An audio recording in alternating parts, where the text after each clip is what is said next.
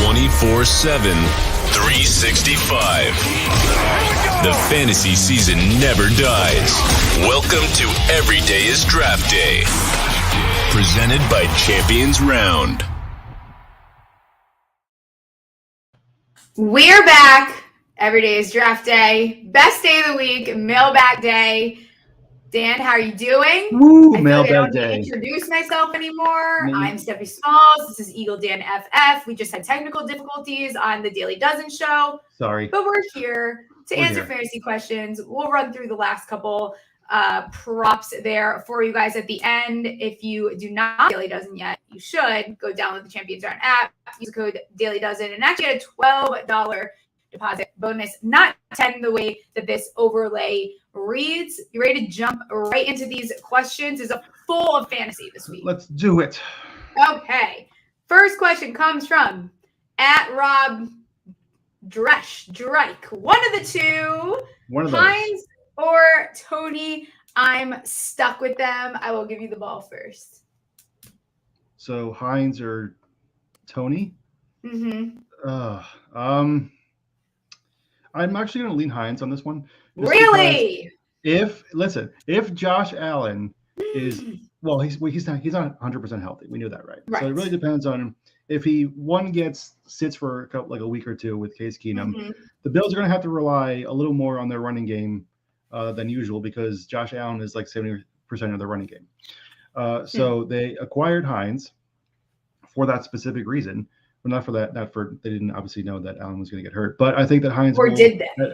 Or did they? They could be second. I don't know. But I really think it's honestly the perfect storm for Hines. I think that he'll get a lot more usage. And with Tony, I mean, he, Kansas City got him the ball a couple times, but I just don't know how consistent it's going to be week to week, especially with everyone that's in front of him. So I really think that Hines will carve out a role in the offense. So I'm going to lean, surprisingly enough, with Nyheim Hines. Yes, that's my response. No, I'm trying to formulate how I want to say this because I agree with you because with Allen out, who is ultimately their running back, we saw them do this last year where they are, for some reason, allergic to running the ball. They were able to kind of figure it out with Singletary towards the end of the season, which definitely helped them, but still not actively trying to run the ball outside of with Josh Allen as much as they should be. So I do think that there is a slight chance. Singletary right now is sitting at RB 28 area on the year. I don't know if I see Hines taking over as their lead back. Is the only thing that kind of concerns me with how much they want to pass the ball. I don't know. Buffalo's in a weird spot. I think I like Tony only, but this is because I'm chasing upside here. He played last week, 2 receptions for 12 yards. He should see an uptick in involvement, but I think that Juju does threaten Tony a little bit, because Juju's having a nice, a lot of it. Not even just Juju, but Mecole Hardman as well. Mecole Hardman has played great the past couple of weeks. So I mean, with those two and Kelsey, how much upside does Tony legitimately have? He's just burst. So you might get a really fucking awesome week out of him, but then the next week he also could be quiet. So I think that they're doing a job spreading the ball there, which we don't always love in fantasy. So I don't know. I guess to really answer your question, I just keep both, and then I think I would play it on who their matchup is, I guess. Play Hines. Yeah, that's Hines. the answer. This week, play Hines for sure. This week, play Hines, yeah. I forget who Kansas City. Come back next week and ask the same question, and we'll re-answer it. Yes. Okay. We'll save this for next week as well. Okay. At Taking the Point 5, fantastic follow if you are big into sports gambling. Very funny guy. He sent in, which is a probably more polarizing question of all the ones we have. I just traded Devontae Adams for Jeff Wilson and T. Higgins. Mm-hmm. I was the one to offer the trade. Am I stupid? No. I don't think so at all. I think that getting out, I think getting out the Raiders are starting to show symptoms of a tank. is beautiful. I think that Adams doesn't neither really have a favorable schedule if you're going to look at the schedule for their position. But I think Higgins, as you know, the Bengals are starting to heat up here. We're waiting for that like massive game, and I think that Wilson too, as part of that, he rushed 9 times for 51 yards last week, and it was like 5.7 yards per. Like he is a very effective back. Is it going to be a split backfield? I don't know, but I think you're getting a safe option in Wilson, and you're getting a lot of upside with Higgins. And I think Davante Adams, like, while he can't give you wide receiver 1 overall weeks like he did last week. He also can give you a literal goose egg because of how horrible Carr is playing, how bad the play calling is over there. So I'm fine with it. I don't know if Dynasty I don't know. I think both. I feel fine with it. It probably wouldn't be quite enough in Dynasty. I think I would want one more asset there, but I don't think it's a bad trade. No, I mean, for both, honestly, I would do both redraft and Dynasty. Yeah. Like the last 2 weeks for Davante Adams, it encapsulates it perfectly. He had a 30-point week last week, and then the week before that, he had 1 point. So, I mean, it's just literally the both ends of the spectrum there. And, you know, T. Higgins is well in his already, but he always does better with Jamar Chase there. So it's not like Chase coming back is going to hurt him. And Jeff Wilson came to Miami in 3 seconds and had a legit, week as a running back. So him getting more comfortable in the system is only going to do better. It's not like most starters, someone that can, hold them off from getting, carries or getting work in that. So I really think either way, honestly, because I think Higgins being so much younger than Adams is helpful for Dynasty. I think it's not even just stupid. I think you won the trade. Yeah, I agree. But I feel like a lot of people, because I saw him get chirped at when you put this reply on, I think the average person will tell you that you lost that trade and they'll laugh at you. But we're seeing a lot of that with even the way that people are looking at teams in general. Like, people continue to bet on the Rams, even though they're a horrible football team. It's names. It's what you saw last year. Like, that's not the picture anymore. Not what's going on. So I don't think you lost. I think you won that trade. Next question's fun. Ready for fun questions? I'm ready for fun. Okay. At Malia C. Barnett, probably my best pronunciation, I think, yet. You did great. On the show. Great. You did wonderful. Tua or Justin Fields, rest of the season, 6-point passing TD. Here's the deal. Do not drop one of them if that is what is going on. Please the don't. last thing you want to do is drop Justin Fields and then get your ass whooped because you dropped Justin Fields and your opponent picks him up. I would probably be playing this situation, but Tua is going to be the guy that I'm playing rest of the season, given that he's 6th in the league for passing touchdowns. He has the weapons there. He's throwing the ball more. A little bit of a no-brainer, but Justin Fields has so much upside because of his freaking legs. Like, for example, this week he plays the Detroit Lions. He's going to have 70 billion fucking trillion fantasy points. That's a lot of points. It's a lot of points. He had 42 something last week. He's going to have fucking at least 50 this week. Yeah, this is the epitome of a good problem to have because there really isn't a wrong answer. I would You're agree. Going to say it, aren't you? No, I'm not. Okay. I would agree that the 6-point passing TD leans it, I think, more Tua's way because Tua, I think, throws more TDs than Justin does. But Fields is running is just breaking fantasy right now. And he also is, doing a little bit better as a passer as well. I think he had 3 TDs last week. So, yeah, you know what? Fuck it. Justin Fields. Justin Fields the answer. I knew you were going to do it because I wanted to do it. But I think with Fields, it really is depending on also what their schedule is the rest of the season. I think whoever has the better schedule is who you play. It really isn't a wrong answer here. But I would go. I think Justin's rushing upside can also with the fact that his schedule is horrendous at certain points. I mean, he faces Detroit twice again, Minnesota, Atlanta. So, I mean, I lean Fields just because he is proving that he can throw the ball well, and also his rushing upside is much better than Tua's is. I can't believe I just said that either. Another week, I know we're turning into like the most pro Justin Fields. We're gonna get that stupid fantasy receipts account is gonna be on our ass soon, pulling our episodes. See, this is what you guys don't realize. You need to tweet. You need to not tweet your takes. Go to video your takes because they're not gonna go watch a 30-minute video. I'll fully admit on Fields. I just didn't think he was going to be this good. I think my concern was the O-line. Yeah. And I think there's still a level of like, can he get injured? Absolutely he can, because that's what happens. We've seen this happen. I've seen it firsthand with Daniel Jones. Like, you are putting yourself at risk no matter what, every single time that you go and you take off, period. Mm-hmm. So, exactly. But I think he's, now he's able to, he's getting the ball out. Things are starting to mesh a little bit there. So that makes me feel a little bit better. I'm done talking about Justin Fields. So I've been gassing him up for like a week and a half. I'm done. I'm over it. That's enough. Yes. At rlander81 asked us, good time to flip Mixon based off playoff schedule.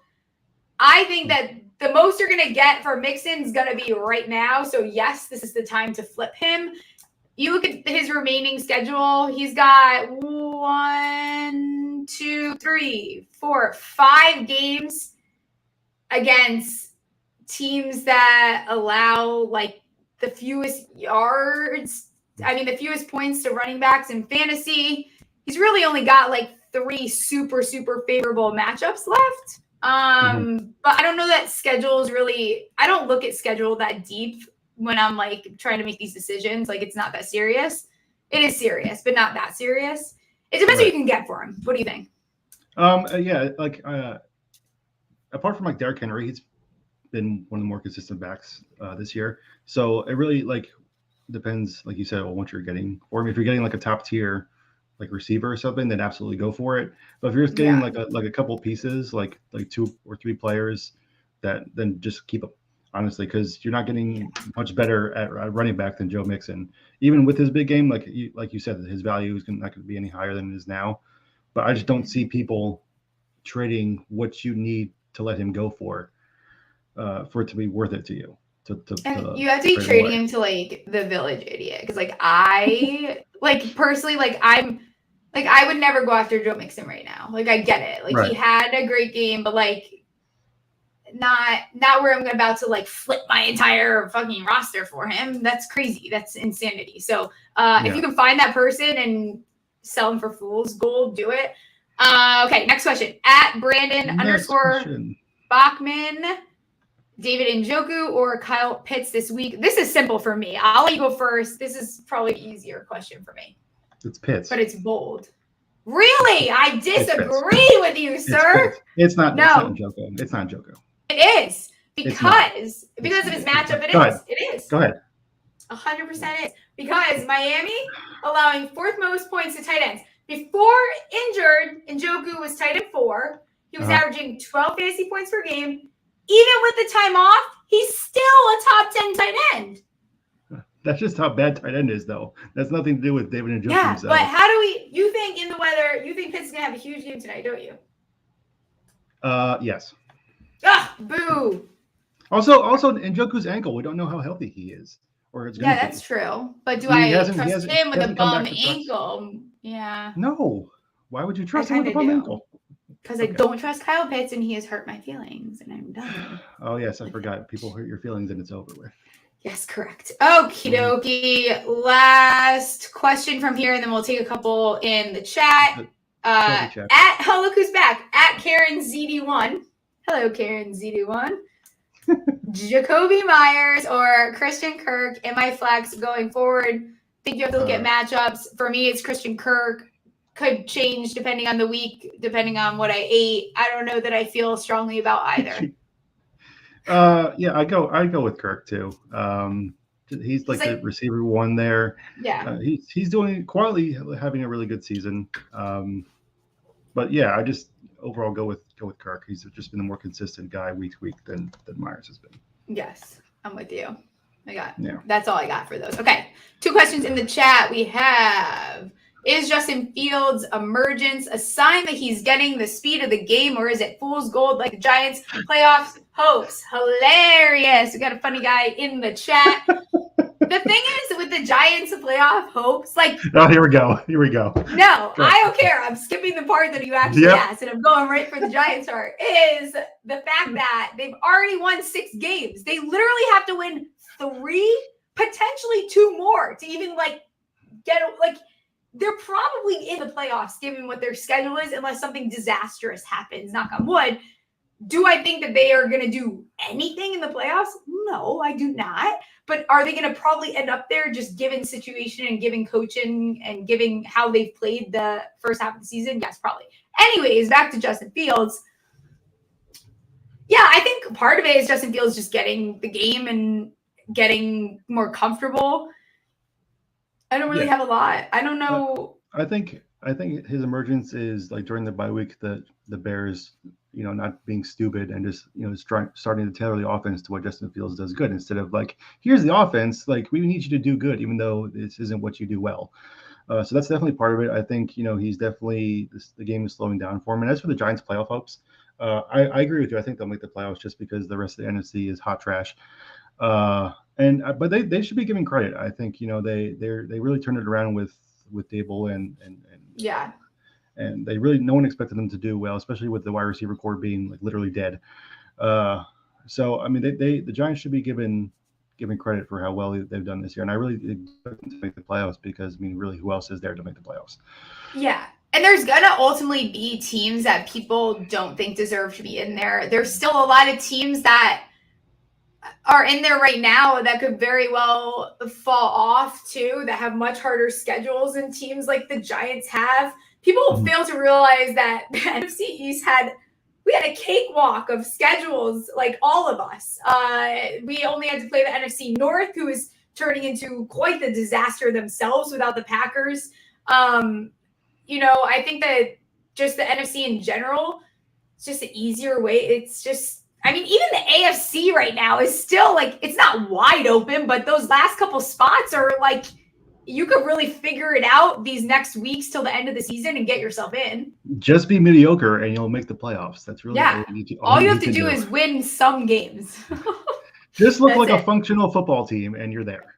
All right. Next question, last question before we wrap it up. Maybe we'll fire off those last Daily Dozen props. Do you think every team will adopt what the Packers and Jets have done versus the Bills by putting their top cornerback on Davis, or will the boom weeks return for him? Man, I don't know. I can't say with confidence. I think we might see Davis back in his boom situation in the playoffs. I don't know. I think that the boom weeks are over for Gabriel Davis. I think there will be no more boom weeks. I think that one, putting the top cornerback on him has worked, and 2, if there's no Josh Allen to throw him the ball, I think that also obviously impacts negatively everyone in their wide receiver group, because Keenum will target Stephon Diggs 75,000 times. 75,000 times. If you guys didn't know, they've already played together before. So, and they're playing against their old team together this weekend. They're gonna dunk on them hard. Yeah. It will be very interesting. Okay, well, if you guys don't play Daily Dozen, go do that. Download the Champions Run app. We had technical difficulties on the Daily Dozen stream, which is every single day when we go through the slate and talk about our picks. So we're going to run through those last couple because I think they're good. Bonus. So if you're into prop betting, we have a bonus ending to this show. I slightly forget where we left off. We were talking about Drake London. So let's do Terrace Marshall Jr. receiving yards, 36.5. People are kind of all in. I guess we could link this back to fantasy even because I see people talking about starting him. Mm-hmm. Went over the last 2 games. 2 games he was shy of this, not by much. I don't have like a strong opinion about Terrace Marshall Jr. I think that Walker's luck is kind of up. I think that the weather will play a part. I mean, again, these numbers are so low. It's like tempting to take I'm not taking the over here. I don't. Terrace Marshall, whoever. I also will not be taking the over on this Terrace Marshall, whoever. He's a nice guy and a great player, but not this. He's a nice guy. Week.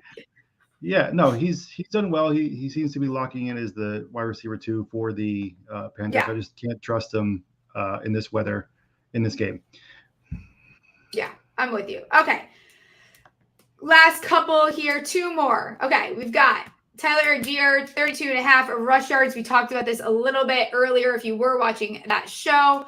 I mean, you can look at the way it was split with Cordero back. They are still giving him the ball. I think that Huntley gets the raw end of this situation. I think that Algier has also, like, he very much deserves to still be in the game. He has played a very big role. He's gone over this 6 straight games. Heck 'em. I love the over. You can still get it at some books. There's points bet. You can still get it at 30.5. You can still get it at 31.5. So this is a little bit higher, but I'm still fine with taking it.